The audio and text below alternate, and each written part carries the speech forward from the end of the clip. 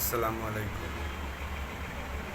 গত 28/4/2025 ইংরেজি মাসের দুপুর আনুমানিক 12টার দিকে আমার ওয়াইফ আমার মেয়ে নিয়ে আমার না জানাইয়া বাসা থেকে পালাইয়া গেছে। কোথায় গেছে আমি কিছুই জানি না। আমি বাসায় 28 তারিখ রাত্রে এসে দেখি বাসার তালা মারা, বাড়িওয়ালা বলতেছে সে চলে গেছে।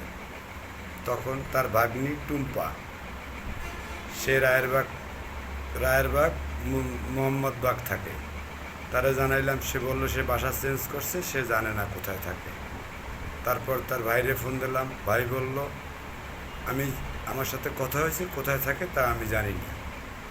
কিন্তু আজকে সুদীর্ঘ 2 মাস হয়ে গেছে, আমি এখন পর্যন্ত আমার মেয়ের সাথে কথা বলতে পারতেছি না।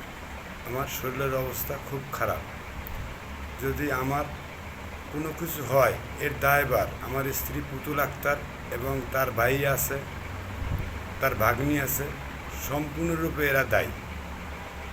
আমি আমার মেয়ে ছাড়া একটা মুহূর্ত থাকতে পারি না। আমি আজকে কতদিন মেয়েটার সাথে কথা বলতে পারতেছি না। তাদের বাড়িতে গেছি যে আমার মেয়ের সাথে একটু কথা বলাই দেন, কোনো সমাধান তারা দিচ্ছে না।